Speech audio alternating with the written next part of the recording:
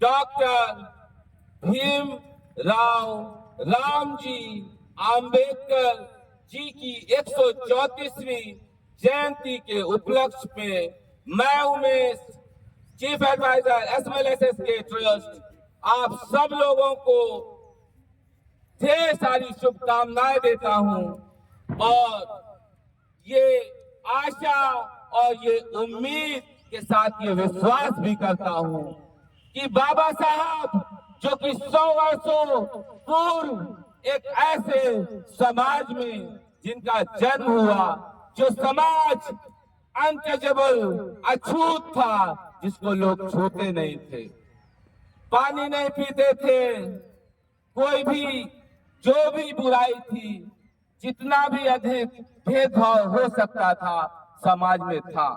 ऐसे समय में एक ऐसा बालक जो कि ऐसे समाज से था जिसको स्कूल जाने की, जिनके बच्चों को इजाजत नहीं थी, हमारे समाज ने उस समय की इजाजत नहीं दी थी कि ऐसे समाज के बच्चे जो अछूत हैं वो विद्यालय में नहीं पढ़ेंगे, उनका पढ़ने का क्या काम। ऐसा उस समय के लोगों ने सोचा और आज हम इस 21वीं सदी में हैं और ये देन है बाबा साहब की। एक बार जोरदार तालियां हो जाए उनके लिए, जोरदार।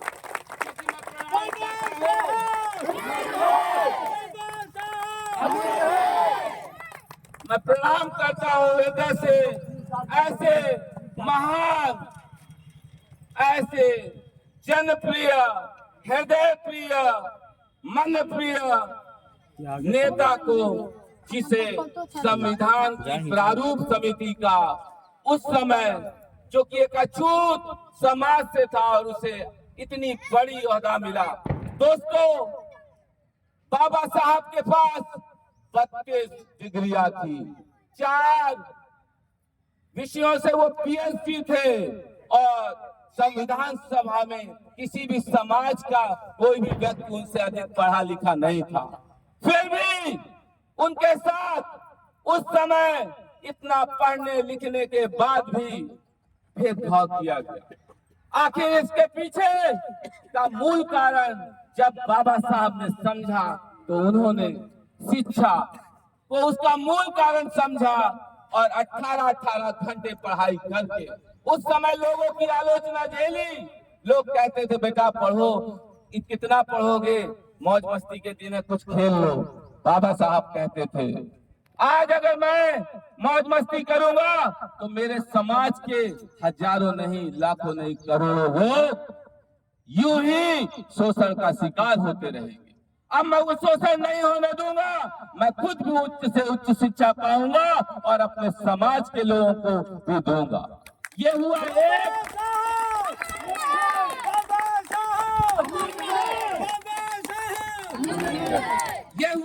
पक्ष। दोस्तों, बाबा साहब की जो ऊंचाई थी हमारे ही समाज के ठेकेदारों ने बहुत छोटा कर दिया। कहीं ना कहीं इसके पीछे हम सब जिम्मेदार हैं। जब छोटा कर दिया, कहा कि सिर्फ बाबा साहब तो अछूतों के, दबों के, कुचलों के नेता हैं, उन्हीं के लिए किया। नहीं, बाबा साहब ने ही इस आदि आबादी, इधर भी एक बार कैमरा मूव कर दे, जो कि माननीय मुख्यमंत्री परम पूज्य आदरणीय योगी आदित्यनाथ जी यशस्वी मुख्यमंत्री उत्तर प्रदेश की देन है। जब से उन्होंने उसे संभाली, इस आदि आबादी को भी बाबा साहब ने जो सोचा था उसको ताकत दी। ऐसी ताकत, क्योंकि दोस्तों जब आदि आबादी में वो ताकत आएगी, ऐसी ताकत जो पूरे परिवार को बांध के रखेगी। वो हमारी माँ हो सकती है, हमारी बहन हो सकती है, हमारी पत्नी हो सकती है, हमारी बेटी हो सकती है, हमारी पड़ोस की बेटी, कुछ भी होगी, हमें उसका हृदय से सम्मान। आज अपराध हो रहा है, हमें अपराध को पुलिस से, जज से, किसी सलाखों से नहीं दूर करना। जिस प्रकार से CLTS के अंतर्गत हम और आप अधिक से अधिक जो हजारों वर्षों से खुले में शौच जाते थे, अब अधिकतर से अधिकतर कम से कम लोग ही जाते हैं, या बहुत कहें तो ना ही जाते हैं। और दोस्तों, ये देन है स्वच्छ शौचालय। तो परिवर्तन आया। उसी प्रकार अगर अपराध को भी रोकना है तो हमें अपने हृदय के अपराध को रोकना है। हमें हृदय के उस कुत्ते को भोजन नहीं देना है। दो प्रकार का कुत्ता है, एक अच्छा कुत्ता, एक बुरा कुत्ता। एक अच्छा आदमी, एक बुरा आदमी, एक अच्छी सोच, एक बुरी सोच। अब सोचना है कि हमें अच्छी सोच वाले को सोचने के लिए खाना देना है कि उस बुरी सोच वाले को जो मूड़ी उतारने के लिए दूसरों को तैयार है। हमें यूरेनियम अगर पाए हैं तो यूरेनियम से हम बम बनाना नहीं सिखाएंगे, बल्कि बिजली बनाना सिखाएंगे। जब हम बिजली बनाना सिखाएंगे तो बच्चों में हमारे सृजनात्मकता होगी, चीजों को बनाने की शक्ति होगी। तो मैं फिर से कहूंगा कि बाबा साहब ने आधी आबादी के लिए काम किया, और बाबा साहब ने जो आधी आबादी में अगड़े थे, जो सवर्ण कहते हैं, उनके लिए जो 12-12, 14-14 घंटे फैक्ट्रियों में उद्योग करते थे, उसको 8 घंटे करवाया।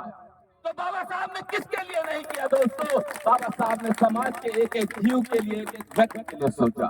तो ऐसे मसीहा को हृदय से प्रणाम है। और पुनः मैं कहूंगा अगले वर्ष हम लोग बहुत बड़े पैमाने पे इसको मनाएंगे, और यहाँ का जो विचार सोचते हैं आप जैसे लोग, उस पर भी हम लोग पाएंगे। इस पे धन्यवाद।